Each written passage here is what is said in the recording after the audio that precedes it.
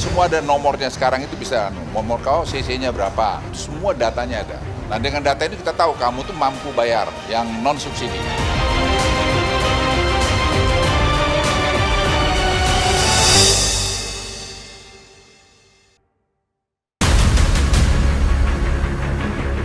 Baru-baru ini pemerintah menambah kebingungan masyarakat dengan wacana tentang kebijakan pembatasan BBM subsidi. Rencana tersebut dijadwalkan akan dilakukan pada 1 Oktober nanti setelah dilakukan sosialisasi di masyarakat. Presiden Jokowi menyebut pembatasan akan dapat menghemat anggaran serta menekan polusi. Wacana ini pun ditanggapi beragam oleh masyarakat. Meski begitu, mayoritas setuju bahwa waktu kebijakan tersebut tidaklah tepat. Kalau saya pribadi sih sebenarnya nggak setuju, karena kan kalau dalam kondisi krisis ekonomi seperti ini kan banyak pengangguran. Itu kan berdampak kepada kebutuhan yang lain. Sedangkan pendapatan kita itu masih minim, otomatis saya kurang setuju karena akan mempengaruhi kebutuhan di keluarga juga. Mengutip pernyataan Kepala BPPH Migas Erika Retnowati, dalam peraturan pemerintah nantinya angkutan umum dan taksi online masih diberikan izin membeli BBM subsidi. Secara terpisah, Menko Marves Luhut Binsar Panjaitan menyebut pembatasan pembelian BBM subsidi tak akan menyasar pengguna kendaraan roda 2 alias motor.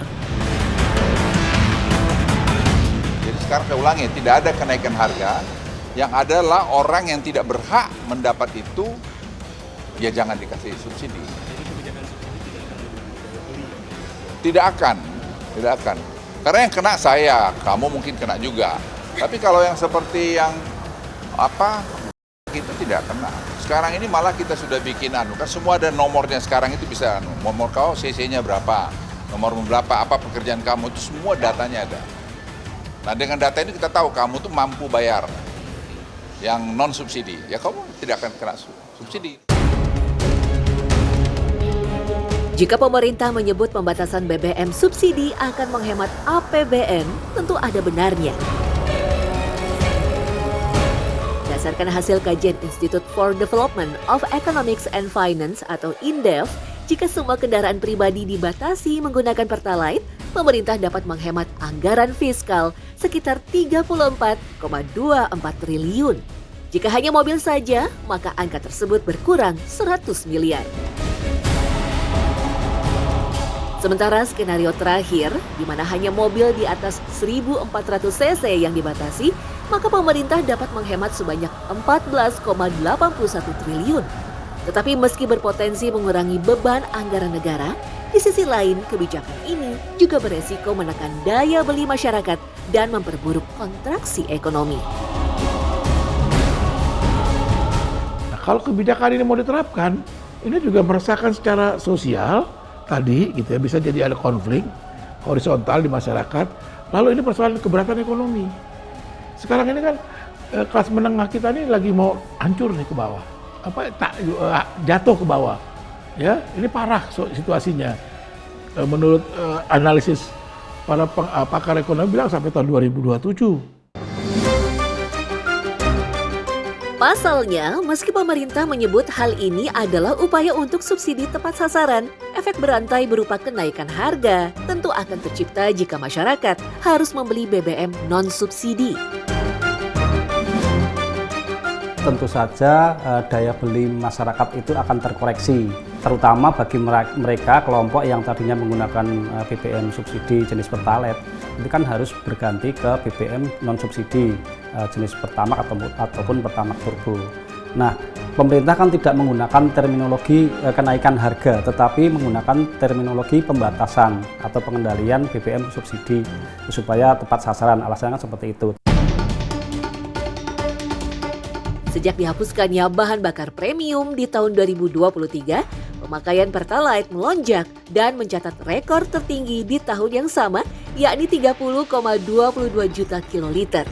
Sementara mengacu dari data pemerintah, anggaran subsidi dan kompensasi untuk solar subsidi dan Pertalite mencapai 292 triliun rupiah pada 2022 dan 148 triliun pada 2023. Tetapi yang menyedihkan, 95% solar subsidi dan 80% Pertalite ternyata dinikmati 60% masyarakat berpenghasilan teratas. Agus juga menyebut pemerintah seharusnya tak menutup mata bahwa masih banyak kasus di mana BBM subsidi yang tak tepat sasaran karena ulah oknum-oknum tertentu. Pasalnya di beberapa daerah sering ditemui kelangkaan solar di SPBU tetapi justru melimpah di pedagang eceran dengan harga yang berkali-kali lipat. Lantas, bagaimana pembatasan BBM subsidi berpengaruh pada kualitas udara terutama di Jakarta? Berdasarkan data penelitian Indeks Kualitas Udara atau AQI, kualitas udara di Jakarta memang masuk dalam kategori sangat kotor. Polusi inilah yang dinilai bertanggung jawab atas merebaknya penyakit infeksi saluran pernafasan akut atau ISPA yang kini menghantui setiap warga ibu kota. Salah satunya Dinar, merupakan pekerja swasta yang setiap hari berjibaku dengan kemacetan. Dia baru sadar mengalami ISPA setelah batuk tanpa henti selama 40 hari. Terus lama-lama kok nggak sembuh nih, terus akhirnya kita cek lah ke dokter. Nah setelah dicek ke dokter pun dikasih obat biasa, kayak ini akan sembuh nih, tapi ternyata enggak. Nah setelah jeda waktu 2 bulan, 1 bulan, makin parah batuk keringnya. Akhirnya kita tes lah, cek paru-paru juga. Nah akhirnya di situ konfirmasi kata dokter, ini infeksi paru-paru, infeksi pernafasan gitu. Pertalite dituduh menjadi penyebab utama polusi udara yang semakin buruk. Karena itulah dalam sebuah statement di unggahan Instagram Luhut menyebut Pertalite nanti akan digantikan dengan Pertamina Green yang dianggap lebih ramah lingkungan. Hanya saja yang perlu diingat, harga Pertamina Green pun lebih mahal Rp3.000 dari Pertalite. Hal itu otomatis akan menaikkan harga barang dan jasa yang tentunya berimbas pada ekonomi. Ini tunda dulu aja, ya kebijakannya. Sampai nanti sudah oke, cabut nanti baru subsidinya. Ya, itu lebih realistis menurut saya daripada bikin kebijakan yang penuh dengan pengecualian itu nggak sehat. Karena kan semua satu di hadapan hukum gitu loh. Ya, apapun kebijakannya, keadilan tentu harus menjadi faktor pertama yang menjadi pertimbangan keputusan tersebut. Jangan sampai peraturan hanya menjadi pasal karet yang bisa diakali oleh sebagian orang, apalagi menguntungkan pihak-pihak tertentu.